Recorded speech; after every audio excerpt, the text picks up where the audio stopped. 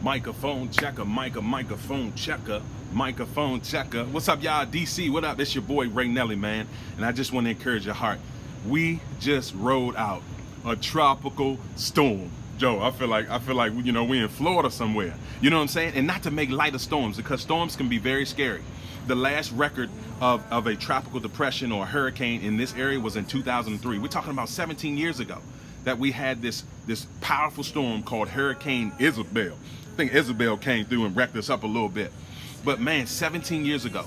And so we just rode out a tropical storm. Storms are very scary. The sounds, right? The wind, the water, but also the debris, the stuff that's flying around that has the potential to be projectiles to do harm and to do danger. But I want to encourage your heart today, man. Listen, that in the midst of your storm, man, Jesus is present with you. Man, I was reading Matthew 14 the other day. The disciples, man, Jesus had sent them on the water and sent them on ahead of him. And the storm had taken place while they were out on the boat. You know what I'm saying? And so here it is now, 3 o'clock in the morning, Jesus come walking on water. He's coming walking towards them, and the disciples are freaked out, man. They're afraid because they thinking it's a ghost out here. You know what I'm saying?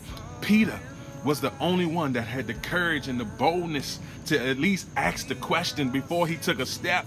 Jesus, is it you? He says, yes. He said, bid me to come. He said, come, Pete.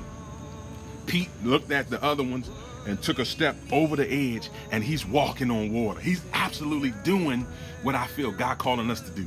Some of us, man, God called you to walk on water. He's walking on water, and he's just chilling. Now, I'm not telling you to go walk out on the Potomac River, but I am telling you to not be afraid to become who God is calling you to be. In the midst of whoever and whatever God is calling you to be, he's present with you. He gives you the supernatural power to become who he's called you to be. The other disciples, man, they probably were telling Pete, man, don't do it, Pete. You know what I'm saying? You shouldn't go out there, man. Don't do it, Mo. You know what I'm saying? Man, you crazy. I wouldn't do that. I wouldn't do that. I wouldn't. And Pete looks back and says, you know what, fellas, I'm going. And I don't know what God is calling you to step out to. And I don't know what storms you might be facing right now. But I do know that in the midst of your storm, God has the power to give you peace in the midst of it. Peace of mind, peace of heart, peace in your spirit as you go through it.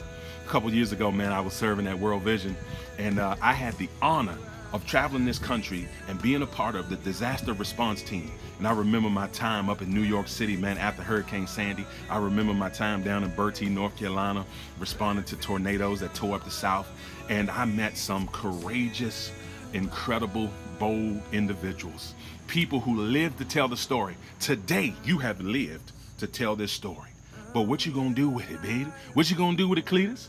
Come on over here, Cletus. You know what I'm saying? What are you gonna do with what God put in your heart? What are you gonna do with what God put in your spirit? What God put in your soul? And what God in Ephesians 10 created you as a masterpiece to do. It's time to live in purpose. And knowing that in the midst of the journey, the storms will arise. But Jesus Christ is with you all the way. Love y'all, man. God bless you. Have a terrific Tuesday. You might get some tacos. I don't know. But have a terrific Tuesday, man.